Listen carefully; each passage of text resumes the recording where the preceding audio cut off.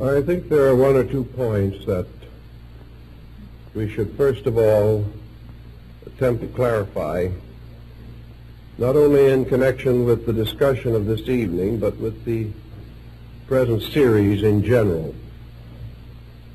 This is not intended to convey any disrespect for the ideas of psychic phenomena. We're not attempting to disprove psychic phenomena.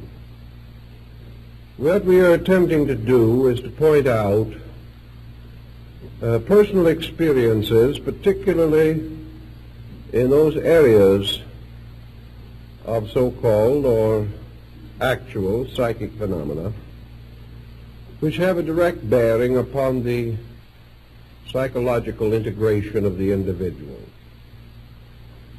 Various types of obsession or spirit possession have been recorded since the very beginning of human experience.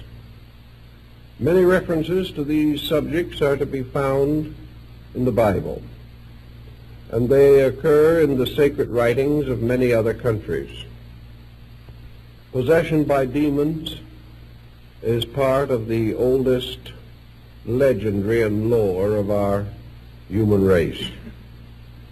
We also realize that for many thousands of years, all so-called psychic phenomena had to be interpreted in terms of observation only. There was no knowledge as to the more subtle workings of the human psychological entity. There was no way of differentiating between, for instance, a legitimate example of spirit control and hysteria. We know definitely, from going back over the old records, that many mistakes were made in the interpretation of these various mysteries which involve ghosts and diabolism generally.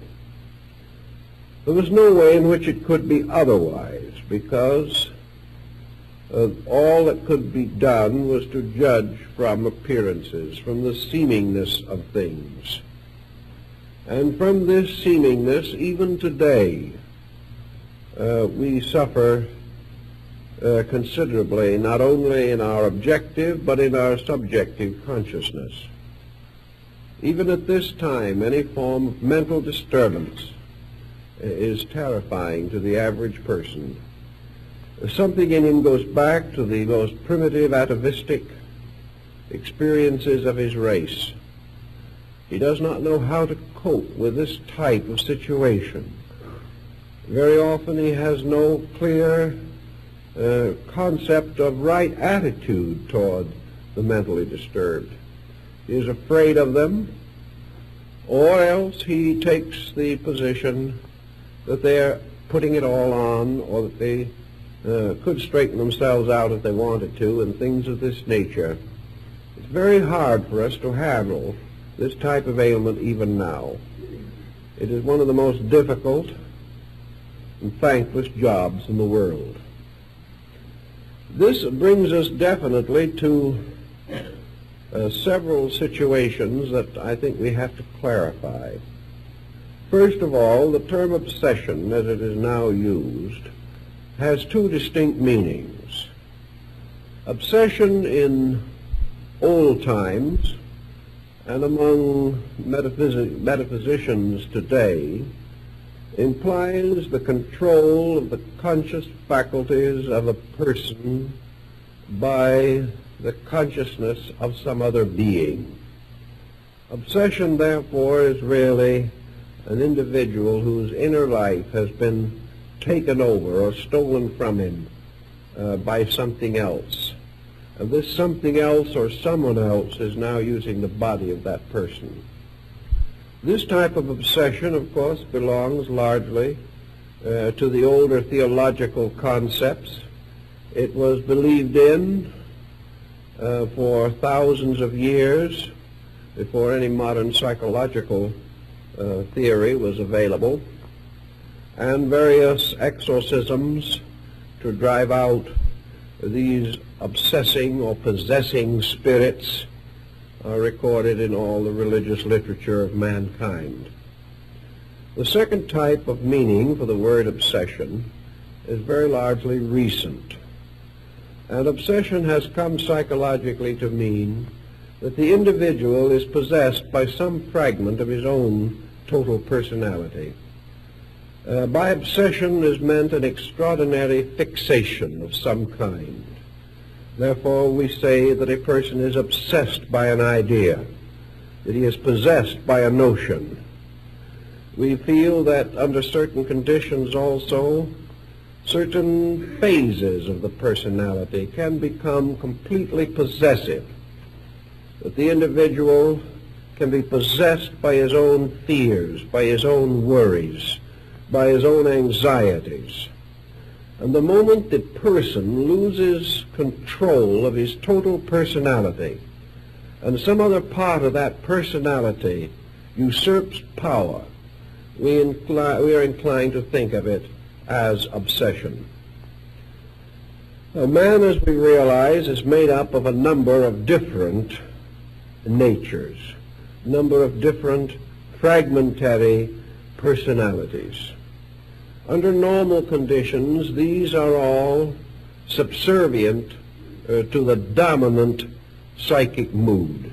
They are dominant only perhaps in dreams or in sleep, but in consciousness, the fragments are under the control of a leader. And this leader is the normal self-consciousness of the person. While this leadership is maintained, any effort to break the natural harmony of such organization is observed as a dangerous symptom. The total consciousness, therefore, rejects minor aberrations. It refuses to grant to certain phases of its own nature the power to control the rest. Thus, for example, an individual who has an inordinate attitude toward alcohol, who likes to drink too much, if he has a controlling consciousness, this consciousness tells him to get sober and stay sober, and he does. As long as this consciousness is ruling, all of these pressures that are within the personality are held in check. It is like a strong government. While government is strong, crime and all these other antisocial factors are very largely controlled. If government becomes weak or corrupted, then we find immediately a lowering of the general condition of the community. Now, one thing that is always noticeable, where weakness afflicts the central area of consciousness, that as a result there is always a lowering. The threshold drops. The individual who ceases to exercise his own consciousness is not benefited in any way by this loss of central control. It is very difficult to imagine a great nation that would be better if it had no laws. Actually, there are a few people to whom perhaps the absence of law would have very little effect upon living. But for the overwhelming majority, the moment legal defense was lowered, crime would increase. Now, it is the same in the case of the individual lowering the defenses of his own consciousness. He is never the better if the central conscious core loses control. Whatever fragments take over are always less than the total picture. Therefore, we find almost no indication that possession or obsession or control of any kind, whether considered psychically or psychologically, that such control contributes a great deal to the improvement of the person. Usually something is weakened. And this is all the more true in the case of psychological control. Now, the old religions of the world have pointed out that there have been legitimate instances in which a comparatively humble person has been overshadowed by a great spiritual being. That for one reason or another, the individual has come to be possessed by a sacred or Holy Spirit. That a Holy Spirit has descended upon them, as the mysterious Spirit that descended upon the apostles at Pentecost. Obviously, we would not expect a divine Spirit descending upon an individual to hurt them, to corrupt them, or to lead them away from the paths of righteousness and right conduct. Thus, from even the time of Aquinas and Albertus Magnus in the Middle Ages, it was customary to divide spirits into constructive and destructive. And perhaps we can formulate a very simple rule. If a person is controlled by a higher part of his own nature than normally controls him, we may then say that he has an extension of consciousness, that he has a mystical experience, that his consciousness becomes more illumined, more enlightened, and out of the consequences of this illumination, he is dedicated to a holy life, or at least he is dedicated to some course of action superior to his condition prior to this enlightenment. Thus we can say that the mystical enlightenment of Jesus, or the enlightenment of Buddha, represented consciousness unfolding into a greater dimension. It is quite evident that from such a positive consciousness, and the Neoplatonists have given us considerable material bearing on this, that the individual is improved. Thus we have to assume that an individual who has a legitimate spiritual experience is not injured thereby. By converse circumstance, an individual who is injured by any kind of a metaphysical experience cannot regard this experience as constructive. If he is injured, then the circumstance is not good. If he is improved, then perhaps the circumstance is good. But he has to be very careful in measuring the degrees and conditions of his improvement. Improvement is not measured in a sense of self-satisfaction. Improvement is not a self-delusion due to a psychosis of some nature. The individual is not simply filled with wonderfulness and then slowly collapses. This sense of superiority, the attainment of a greater or higher level, must always be measured in terms of a better adjusted life, that the person has a larger area of constructive, real living. He is not gradually disappearing into a phantom inhabited realm. He does not vanish into a mysterious cloud of celestials. The truly enlightened person becomes a more useful, a more reasonable, a better self-disciplined, better integrated individual with better attitudes toward every situation that can arise in life. Therefore, we have no argument whatever with any situation which causes the person to grow. If it happens that he is perfectly convinced that this growth is due to possession by a superior entity, that is his business. if he regards it as the result of a deeper internal integration with his own consciousness, this is also according to his own conviction, and he should follow his conviction. The problem is a very simple one. By their works, so shall ye know them.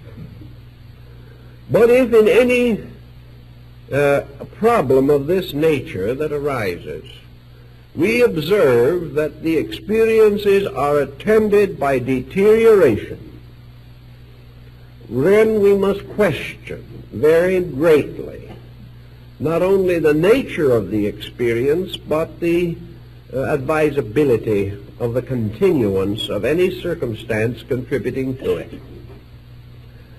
For instance, we have all kinds of funny things that happen. People who will come in and they'll say to me, I had the most wonderful spiritual experience a few nights ago. Will you explain it for me?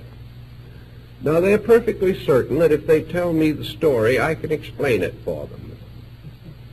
And yet there's something strange about a spiritual experience which in no way helps the individual to explain it himself. Here is something that is to him a proof of enlargement of consciousness. But the enlargement of consciousness doesn't tell him anything about the meaning of what has happened to him. So we must check this one aside as being, at least shall we say, doubtful. There is something unrealistic about it. The individual who becomes more and more spiritual without any increase in wisdom or insight, it's a little dangerous situation. It's something that we have to think about very carefully. Now, in the beginning, these situations perhaps are extremely borderline. But I'm reaching the place in life now where I have followed these various situations over periods of years. I have been able to see them work out in hundreds of cases. Therefore, perhaps I have a little better license to guess on these things than some other individuals who have had very limited or no experience. But this we say empirically, that the ancient divided all such psychic manifestations as spirit control, obsession, or possession into two grand classifications, one of which was possession by good spirits and the other by bad spirits. Good spirits worked good. Bad spirits worked evil.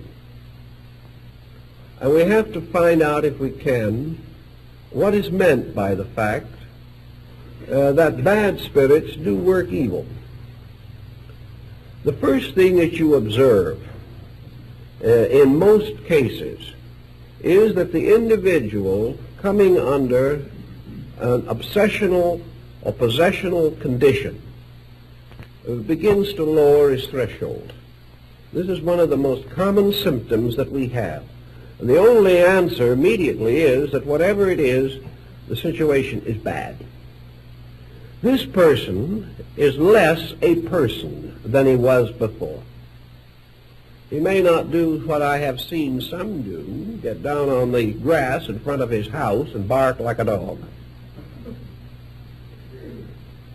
But he may find that under the influence of these spirits, certain things happen.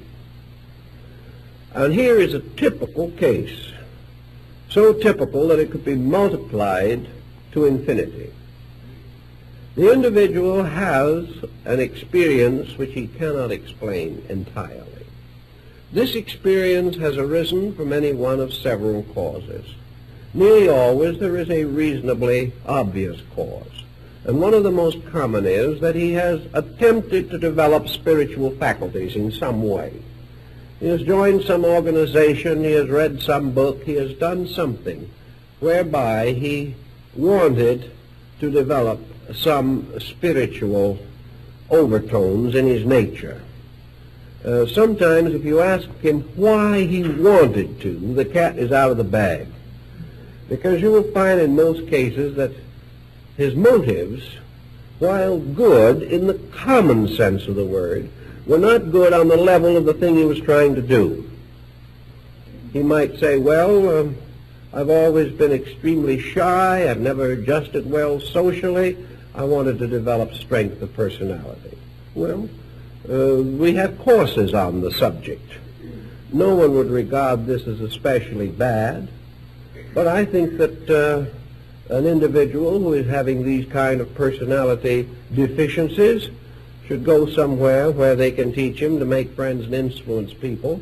I don't think he should use religious means to achieve this end. I think he should just take any one of the number of courses for increasing charm that are available and leave the matter in the material world where it belongs. Another individual who is lonely or neurotic or has had a broken home, is unadjusted, reaches out into these mysterious zones for almost in the interpretation of these various mysteries which involve ghosts and diabolism generally. There was no way in which it could be otherwise, because all that could be done was to judge from appearances, from the seemingness of things. And from this seemingness, even today, we suffer considerably, not only in our objective, but in our subjective consciousness.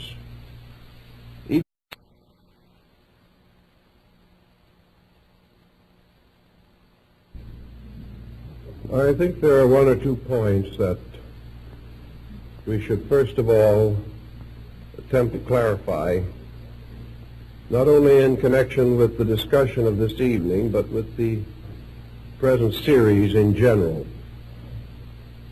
This is not intended to convey any disrespect for the ideas of psychic phenomena. We're not attempting the beginning of human experience. Many references to these subjects are to be found in the Bible, and they occur in the sacred writings of many other countries. Possession by demons is part of the oldest legendary and lore of our human race.